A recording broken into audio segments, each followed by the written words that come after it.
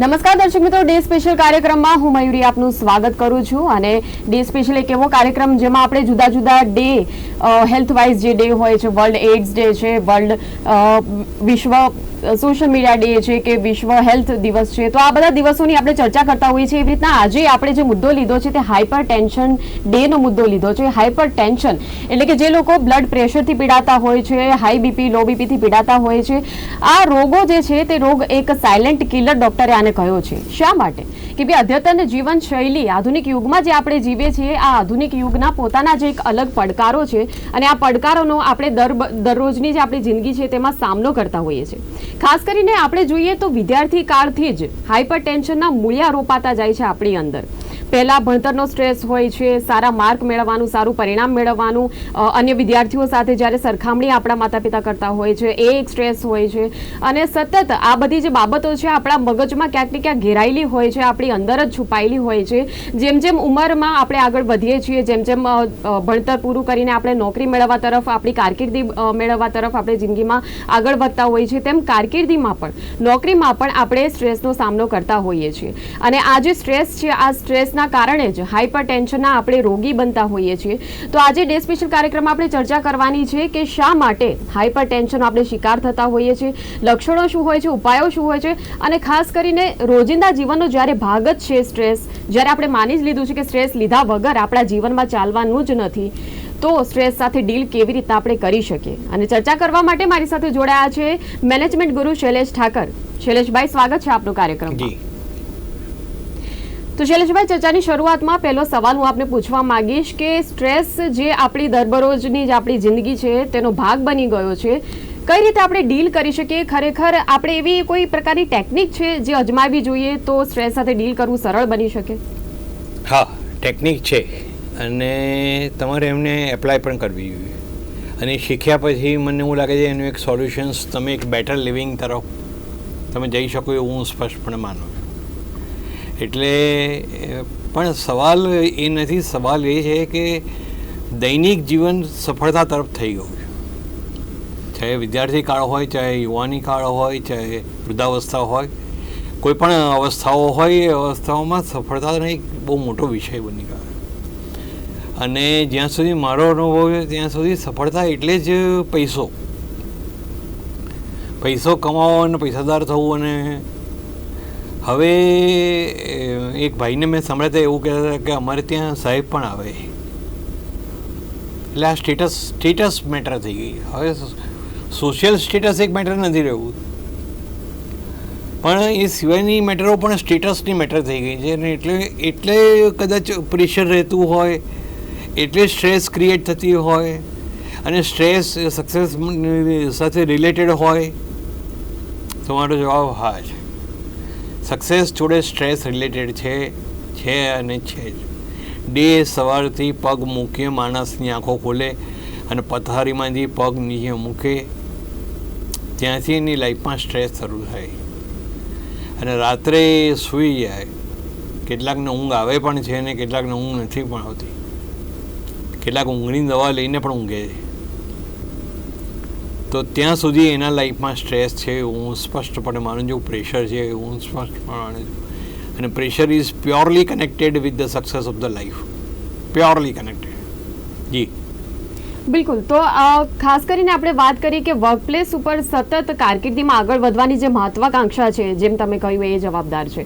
હવે પહેલાંનો જે સમય હતો, પહેલાંના સમયમાં જ્યારે સ્ટ્રેસને લગતી બીમારીઓની આપણે વાત કરીએ તો 40 વર્ષની જ્યારે ઉંમર થઈ જાય, 40-50 વર્ષની ઉંમર થઈ જાય, એના પછી જ ધીરે ધીરે બીમારીઓ શરીરમાં દેખા દેતી હતી. પરંતુ હવે યંગ જનરેશન છે, તે યંગ જનરેશનમાં અમુક જે ખાનપાનની આદતો છે, જીવનશૈલી છે, એ પણ કેટલેક અંશે જવાબદાર છે. શું કહેશો આપ? હા, ના, મારું એવું કહેવું છે તમને કે યુથમાં બીમારી દેખાય છે. મારો જવાબ હા છે. પણ એણે પ્રેશર્સને હેન્ડલ કરવાના સોલ્યુશન્સ શોધવા જોઈએ. અને એમાંની એક ટેકનિક છે એટેચમેન્ટ અને ડિટેચમેન્ટ ટેકનિક.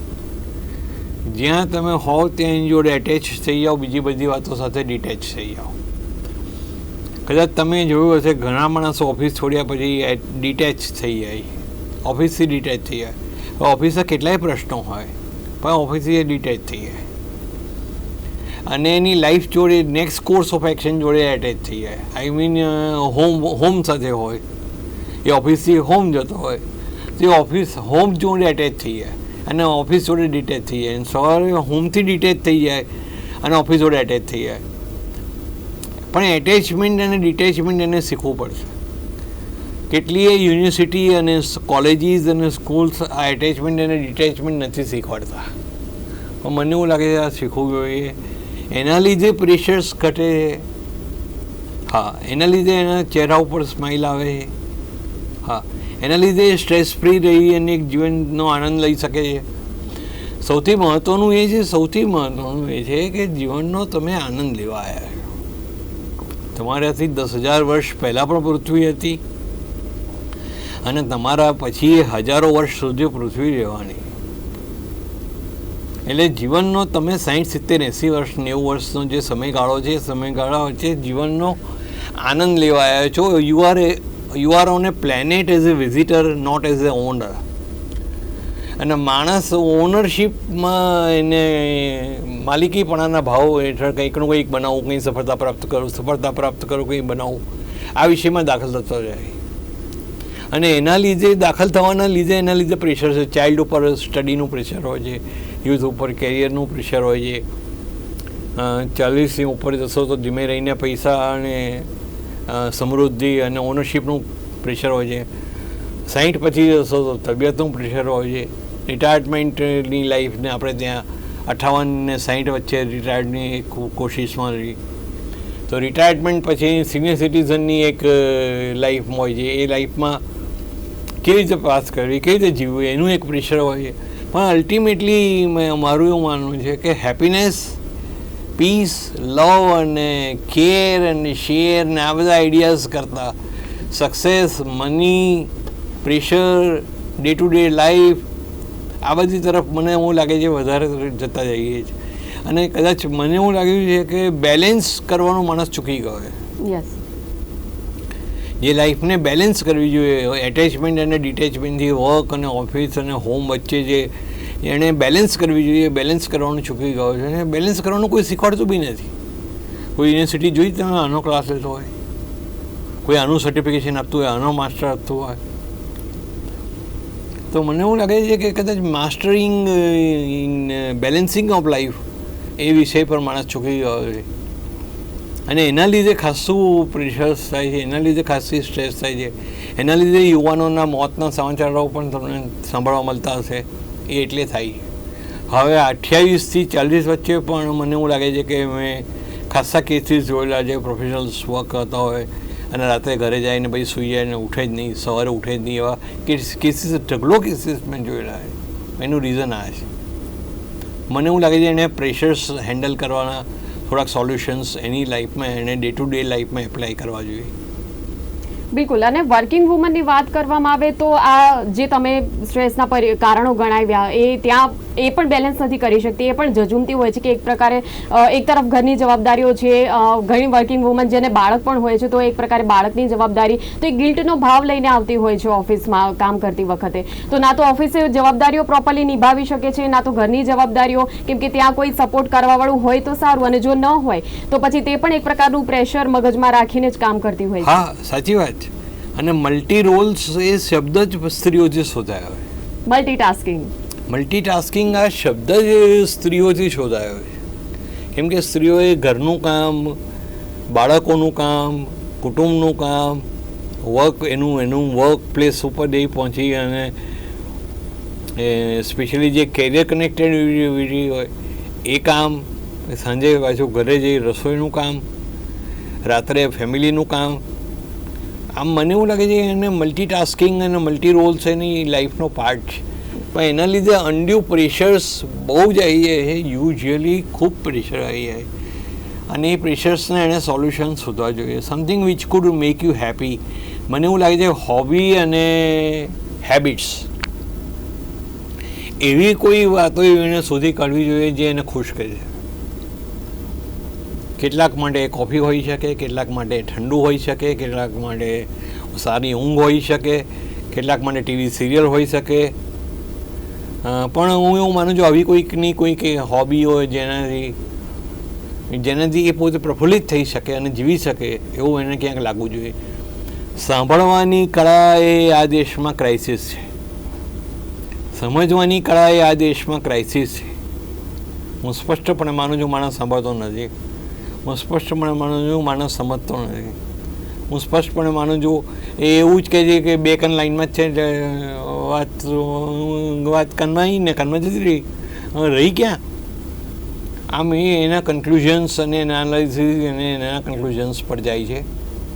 અને સ્પેશિયલી મેડિકલ કેરમાં, સ્પેશિયલી ફિઝિકલ કેરમાં તો મને એવું લાગે છે કે આ દિશામાં જાય જ છે. પણ મને એવું લાગે છે પીડાનો કોઈ અધ્યાય ખરો, પીડાનો કોઈ ઉપાય ખરો? તો મારો જવાબ ના છે. પીડા છે જ, રહી જ, કેમ કે દરેકને સક્સેસફુલ હોવું.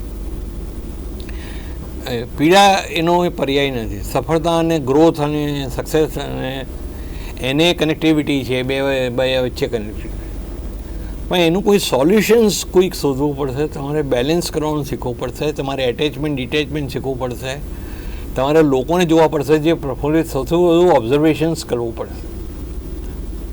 તમારે એવા લોકોને જોવા પડશે જે લોકો ચેનથી, સુખથી, સરસ મજાનું જીવન જીવી રહ્યા છે. અને હું કેમ નથી જીવી રહ્યો? કે એ માણસ છે ને તમે માણસ છો, તો હું કેમ નથી જીવી રહ્યો? તમારે આ શોધવું પડશે, આ જોવું પડશે, આ નોંધવું પડશે, આ નોંધી અને તમારી લાઈફમાં અમલમાં લાવવું પડશે. અમલમાં લાવી અને તે વસ્તુઓ તમને પ્રફુલ્લિત કરી રહી છે, જે તમને હેપીનેસ તરફ લઈ જઈ રહી. Happiness is not a tangible item, it's a part of a life.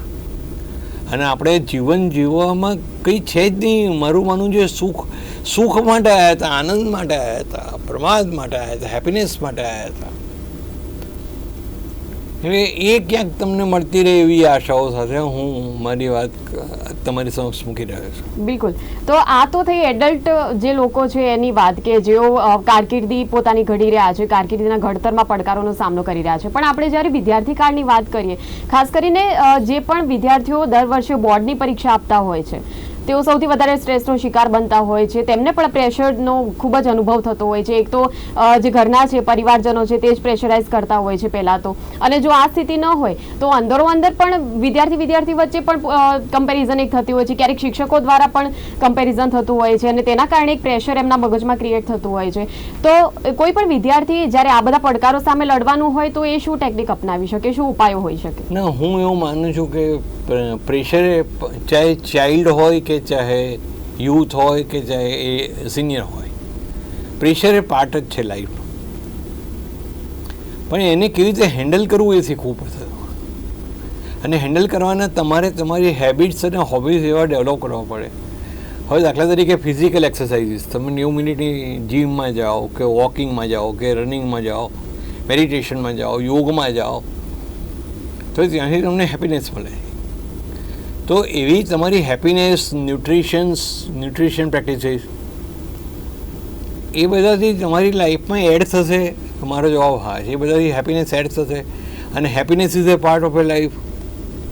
My answer is yes. તો તમે ધીમે ધીમે એવી ટેવો પાડો જે ટેવો તમે પ્રેશર્સથી પર નહીં થઈ શકો, પ્રેશર રહેશે, પણ તમે એવી ટેવો પાડો જે ટેવોથી તમે પ્રેશરથી મુક્ત થાઓ. હું કોઈ ફિઝિકલ પ્રેશર્સની વાત નથી કરતો. લીંબુનું પાણી પણ તમે જ્યુસ, હમણાં કેરીની સિઝન છે, સમર છે અમદાવાદમાં, તો તમે કેરીનો રસ પણ એક બીજા ગ્લાસમાં નાખશો તો પણ એક પ્રેશર ટેકનિકથી કામ કરી રહ્યો. પૃથ્વી પર બી ગુરુત્વાકર્ષણનું પ્રેશર કામ કરી રહ્યું. Pressure is a part of a life. તમે પ્રેશરથી દૂર નહીં જાઓ. તમે એવી વસ્તુઓ શોધો, એવા શોખ વિકસાવો, એવી ટેવો પાડો જેનાથી એટલીસ્ટ 2 મિનિટ સારી જાય, 5 મિનિટ સારી જાય, 10 મિનિટ સારી જાય, 20 મિનિટ સારી જાય, જેનાથી તમને આનંદ થાય, તમને એમ થાય એક્ઝિસ્ટન્સ બહુ સારું રહ્યું, અસ્તિત્વ જોરદાર રહ્યું, મજા આવી. મને લાગે છે કે કદાચ આ મજા આવી એ શબ્દ જીવનનો અર્થ છે, એ હું બહુ નજીકમાં છે એવું હું માનું છું. બિલકુલ. તો પોતાને કોઈ પણ ગમતી હોબી એવી વિકસાવીએ કે જેનાથી એક મેન્ટલ રિલેક્સેશન ફીલ થાય. અને સાથે સાથે વધુ એક કારણ મારે અહીં પોઈન્ટ આઉટ કરવું છે શૈલેષભાઈ, કે ઘણીવાર એવું પણ બનતું હોય છે કે આપણે સ્વસ્થ હોઈએ, આપણી જે દિનચર્યા છે તે રેગ્યુલરલી ચાલતી હોય, તો આપણે જ્યારે કોઈ પણ મેડિકલ કેમ્પ હોય, ચેકઅપની વાત આવે, હેલ્થ ચેકઅપ પ્રત્યે આપણી એક આળસ છે. આપણું સ્વાસ્થ્ય એ કન્ટિન્યુ આપણે કોઈ પ્રકારનો રોગથી પીડાતા જ્યારે ન હોઈએ, જ્યારે કોઈ બીમારી ન હોય આપણને, એ વખતે આપણી એક માનસિકતા હોય છે કે આપણે નથી કોઈ ચેકઅપ કરાવવું કે નથી ડૉક્ટર પાસે જવું. પરંતુ આ જે હેલ્થ ચેકઅપ પ્રત્યે જે જાગૃતિનો અભાવ છે અને જે એક આળસ છે, એ પણ એક કારણ હોઈ શકે હાઇપરટેન્શનનું. હા, ચોક્કસપણે કારણ જુદું હોઈ શકે હાઇપરટેન્શન્સના. કોઈનું ફિઝિકલ પેરામીટર હોઈ શકે, કોઈનું મેન્ટલ હોઈ શકે, કોઈનું સ્પિરિચ્યુઅલ હોઈ શકે, કોઈનું ફેમિલી હોઈ શકે, કોઈની પબ્લિક લાઈફ હોઈ શકે, કોઈનું વર્કપ્લેસ હોઈ શકે. મારી પાસે દરેકના કિસ્સાઓ છે, દરેક કિસ્સાઓમાં તમે જોઈ શકો છો. પણ વિશેષ મહત્ત્વનું એ છે કે તમારે સોલ્યુશન્સ, એનું કોઈક સોલ્યુશન્સ લાવવું પડશે. કોઈ એક વિષય પર તમારે પ્રેશર ફ્રી માણસ શોધવો બહુ અઘરો છે. કદાચ 105 હશે, 10. હું મેઝરમેન્ટ્સની વાત નથી કરતો, પણ ટેકનોલોજીની વાત કરું છું કે સોશિયલ મીડિયાનું એક પ્રેશર હોય છે.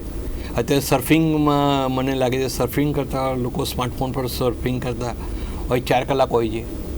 કોઈને ઓટીટીનું પ્રેશર હોય, કોઈ ઓટીટી પ્લેટફોર્મ પર કામ કરતા હોય એ લોકોને પ્રેશર હોય.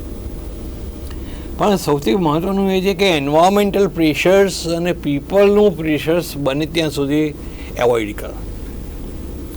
એન્વાયરમેન્ટલ પ્રેશર્સ એવોઇડ કરો.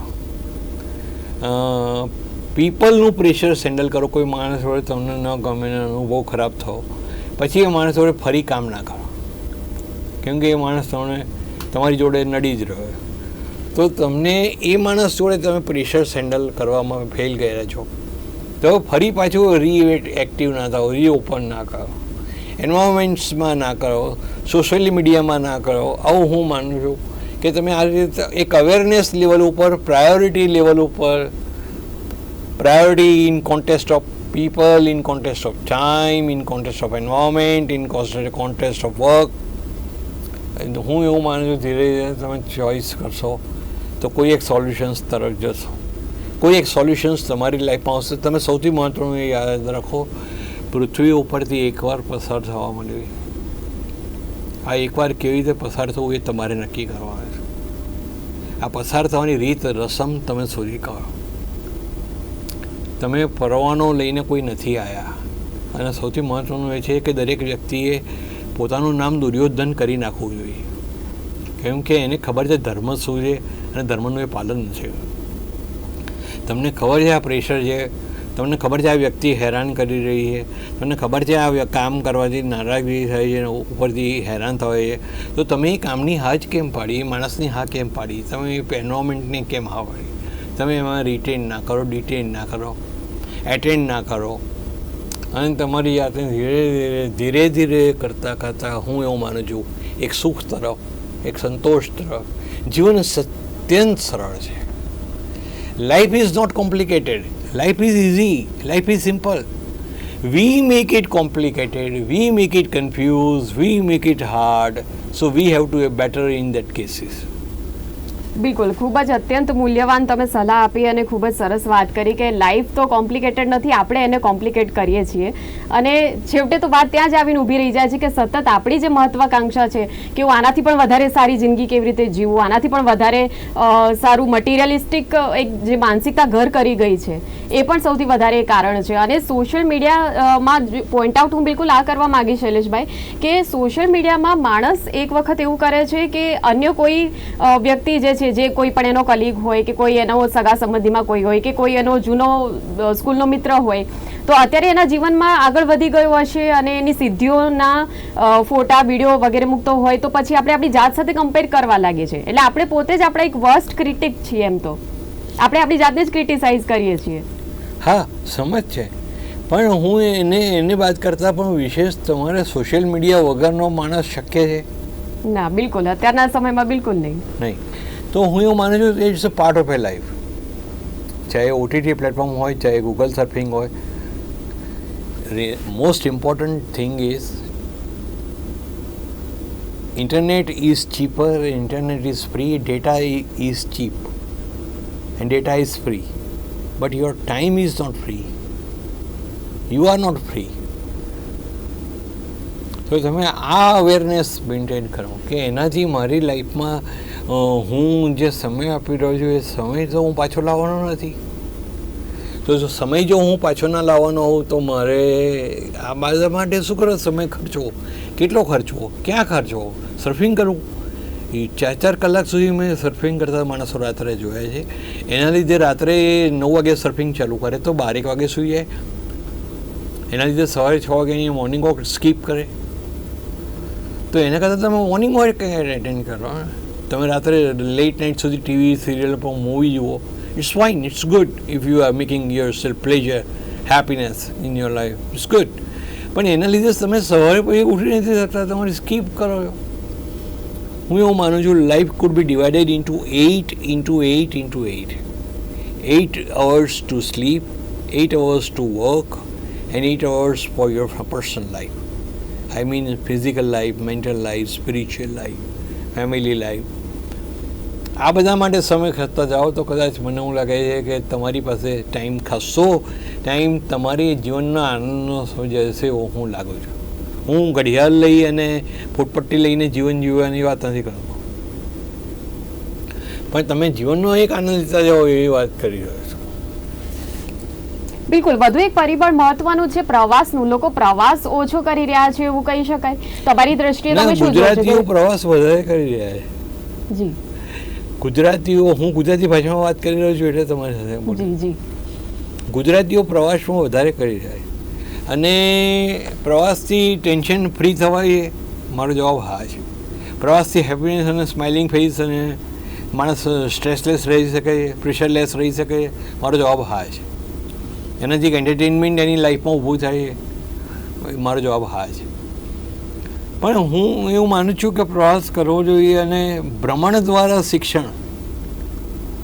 રવીન્દ્રનાથ ટેગોરે કહેલું એ વાત કદાચ બહુ જ સાચી છે, ખૂબ સાચી. 4 પાટિયા ઉપર અથવા તો 4 બ્લેકબોર્ડ પર અને વ્હાઇટ ચોક અને 4 પાટલી પર શિક્ષણ, કેટલું શિક્ષણ અપાશે. ભ્રમણ દ્વારા શિક્ષણ બાળક મજબૂત કરવાની વાત હતી. એ વાત મને લાગે છે એને જીવનમાં ઉતારવી જોઈએ ને એના જીવનની વધુ નજીક લઈ જાય છે, એને જીવનના આનંદ તરફ લઈ જાય છે, એને કેળવણી તરફ લઈ જાય છે, એવું હું માનું છું. જોડાયા અને સરસ ચર્ચા કરી આજના કાર્યક્રમમાં. વિશ્વ હાઇપરટેન્શન ડે આજે 17મી મે અને હાઇપરટેન્શનના કારણો સહિત ટેકનિક વિશે પણ તમે શીખવ્યું છે આજે. ખૂબ ખૂબ આભાર જોડાવા બદલ. Thank you so much. Thank you. તો દર્શક મિત્રો, 17મી મેનો દિવસ અને આજની જે ચર્ચા હતી એ ગુજરાત ન્યૂઝનો એક પ્રયાસ છે કે હાઇપરટેન્શન, એના જે કારણો છે, એના જે ઉપાયો છે, એના વિશે તમારામાં પણ થોડી જાગૃતિ આવે અને કયા કયા પરિબળો છે તેની પાછળ એની આજના ડે સ્પેશિયલ કાર્યક્રમમાં આપણે ચર્ચા કરી. આવતીકાલે વધુ એક નવી ચર્ચા સાથે આપની સમક્ષ હાજર થઈશ. ત્યાં સુધી આપ જોડાયેલા રહો ગુજરાત ન્યૂઝ સત્યની સાથે. જોતા રહો. નમસ્કાર.